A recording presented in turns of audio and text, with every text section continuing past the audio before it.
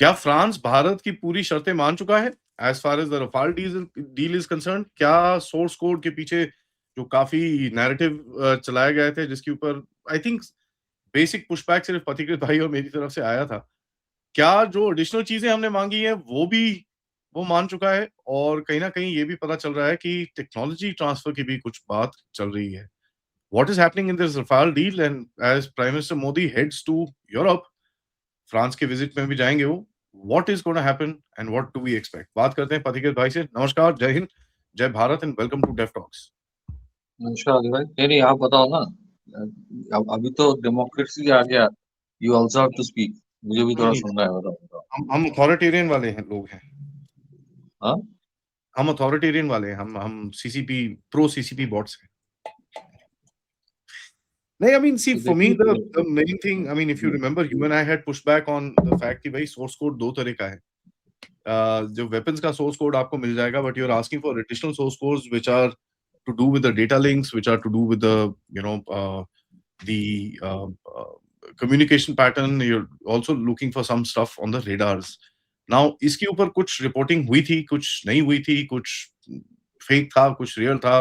We have no idea what's this thing, but हमने एक चीज बोली थी, if you remember, is that weapons integration के अंदर कोई इतना प्रॉब्लम आएगा नहीं, because the MRO is actually happening in India, and कहीं ना कहीं इतने बड़े कॉन्ट्रैक्ट के साथ आपको जो weapons का सोर्स कोड है, which has been very well divided with the Rafale systems, वो आपको मिल जाएगा.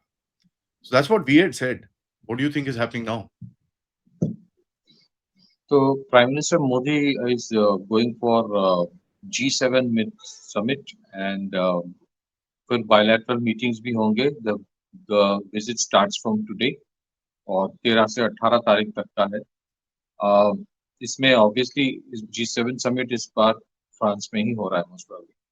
सो he is going there and अगर आप पैटर्न देखें कि रफाल डील जब अनाउंस हुआ था लास्ट टाइम, वो भी it was during a visit of prime minister Modi to France somewhere in 2015 और 16। फिर उसके बाद probably it took around 1 year more.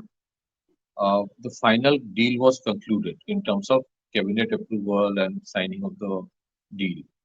तो I will not be surprise अगर कोई अनाउंसमेंट होता है। अनाउंसमेंट का मतलब ये नहीं होता है कि डील हो गया है।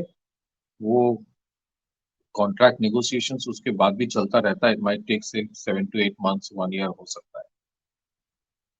बट वी नो दैट कोई एक उसको क्या कहते हैं, कोई एक लेटर ऑफ रिक्वेस्ट या whatever it is, it has already been send for request for proposal to France for the Rafale deal.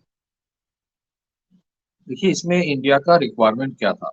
India wanted the interface control document, ICD जिसको कहते हैं। इंटरफेस कंट्रोल डॉक्यूमेंट का मतलब होता है वो digital infrastructure जिससे एक कोई भी प्लेटफॉर्म होता है। अगर क्योंकि हम फाइटर जेट्स की बात कर रहे हैं तो एक फाइटर जेट की जो एवियोनिक्स है, जो उनके रेडार्स है, जो उनके इलेक्ट्रॉनिक वॉरफेयर सिस्टम्स है, how they communicate, how they interoperate, how they exchange data. So weapons, electronic warfare, avionics and radars. तो वो डिजिटल इंफ्रास्ट्रक्चर को बेसिकली इंटरफेस कंट्रोल डॉक्यूमेंट कहा जाता है and that is very different from the primary source code. Primary source code is basically the core design, core subsystems को जो control करता है। तो what India wanted was access to the ICD, not the primary source code. क्योंकि India को कोई reverse engineering करना नहीं है, ना कोई इंडिया को वो सब करना है। India is very well known for that कि हम लोग वो करते नहीं। But what was India's problem in with the previous deals कि हर बार कोई आपको अपग्रेड करना होगा तो आपके अलग फिर से जो ओरिजिनल इक्विपमेंट मैन्युफैक्चरर है, OEM in this case is Dassault, तो उसके पास जाना होगा। हर बार कोई वेपन्स इंटीग्रेट करना है तो ये करना होगा। Then that was a problem. And also India wanted कि जो इंडिया बेसिकली करता है विद रशियन प्लेन्स के साथ भी किया है कि I am flying your platform but let me integrate my own weapon systems into it. अगर मैं 40-42 बिलियन डॉलर का डील कर रहा हूँ, I should not be at your mercy कि मुझे सिर्फ आप ही का वेपन्स उसमें इंटीग्रेट करना है। तो देखिए, जब आप इस तरह के डिमांड रखेंगे, थोड़ा नेगोशिएशंस में बातें होती है, और उस टाइम मीडिया भी अपने तरह से कहानी बनाती है कि फ्रांस हैज नॉट एग्रीड ये सब। थोड़ा रेजिस्टेंस तो उनकी तरफ से आएगा, क्योंकि कोई भी क्या होता है कि कोई भी कंपनी अगर सामान बेच रहा है तो उनके जो पूरा एक वेंडर आर्किटेक्चर है, वो सब उसमें इन्वॉल्व होते हैं, चाहे वो एवियोनिक्स वाले हो, चाहे वो इलेक्ट्रॉनिक वॉरफेयर सिस्टम वाले हो, चाहे वो उनके हथियार बनाने वाले जैसे एनबीडीए है, तो उनके बिजनेस भी चलता है। So India has not said no to the French weapons. ऐसे कि in addition to the French weapons जो इंटीग्रेट होगा with the Rafale, we want certain of our weapons also to be integrated. वो freedom मुझे चाहिए। जैसे आप देखेंगे विद द सुखा, उसमें आस्ट्रा या फिर रुद्रम, ये सब इंटीग्रेशन हो रहा है।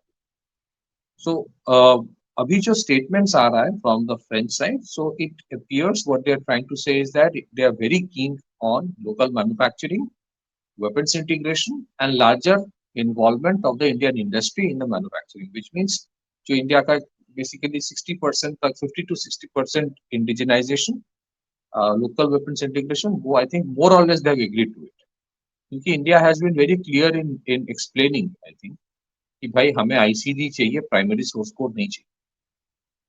That's one. सेकेंडली, ऐसे नहीं होता है कि आप जिस ऐसे in these kind of negotiations, ये कोई एक स्पेसिफिक इशू के ऊपर नेगोशिएशन कैसे, ये सब कोई नहीं मानते हैं। बेसिकली होता क्या है कि देयर आर मल्टीपल एरियाज जहाँ पे आपके साथ फ्रांस का, और फ्रांस का भी आपके साथ कोऑपरेशन चल रहा है ना। फ्रांस के लिए भी ये 43 बिलियन डॉलर डील कम नहीं है, it's a life line.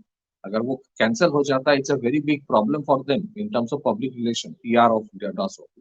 Eight the same time there are two other things which are happening. तो ये जो, अगर आप इसको पूरे एक पैकेज की तरह देखेंगे, then it makes lot of sense for France.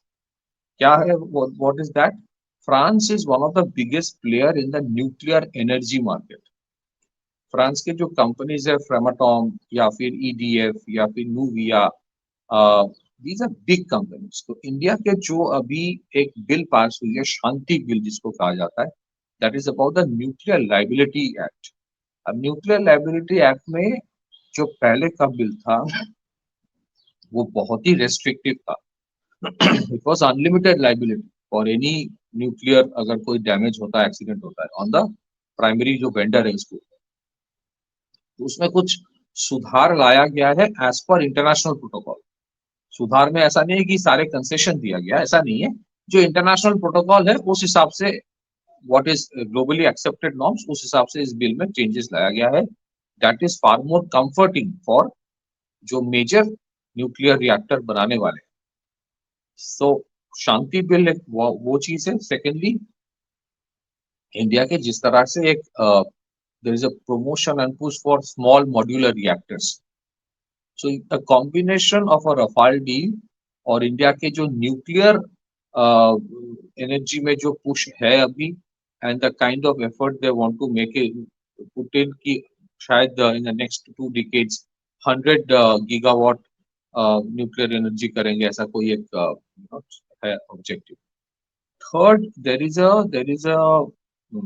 A grapevine कि इंडिया का जो अभी प्रोजेक्ट 75 आई, जहाँ पे 6 सबमरीन की बात हो रही है, हो सकता है 2-3 महीने में वो साइन हो जाएगा, जो जर्मनी के थाइसेनक्रूप के साथ है। So there is a possibility it will be 6+3, which means ये पॉसिबिलिटी है, इसमें कोई कंफर्म न्यूज नहीं है, कि 6 of the project 75 I plus potentially 3 more of प्रोजेक्ट 75, which is a Scorpene submarine, जो काफी टाइम से बात तो चल रही थी, लेकिन उसके ऊपर उतना कुछ बीच में शायद ये थोड़ा रुक गया था।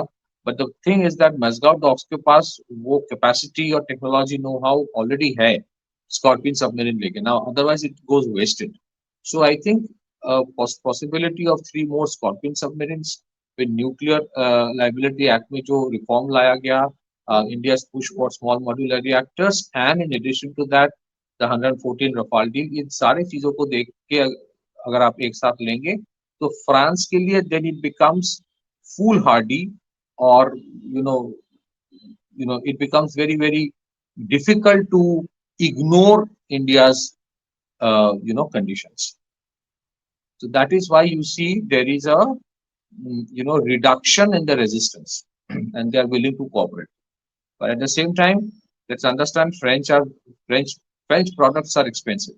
Generally होता है because वो अपने ऐसे niche बना के रखे हैं. They are very very reluctant to share anything. But India के साथ मुझे लगता है वो शेयर करेंगे. And one thing which Indians are I think they are saying is that कि इंडिया के जो डसो मिराज मिराज का जो अपग्रेड था that was very complex difficult and expensive. अगर आप कोई फाइटर जेट खरीद रहे हो it's for the next 40-45 years, तो उसमें अपग्रेड्स में इतने प्रॉब्लम्स आएंगे तो then it's a problem.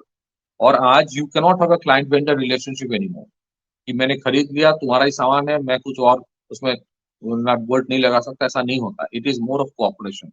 So that era is gone of client vendor relationship. This is a new era. This is a new era where uh, you have to allow the client to integrate its own things as well. So मुझे लगता है the French are also willing to accommodate. Why? Because India के पास ज्यादा नहीं लेकिन कम से कम options तो हैं. लेकिन what is the order of the options? एक तो है कि अगर रफाल डील मान लीजिए अगर नहीं होता तो they'll go for the Sukhoi 57 or ऐसी जो भी हो जाए बिकॉज फिर इंडिया के पास और कोई चारा नहीं रहता सोचने का.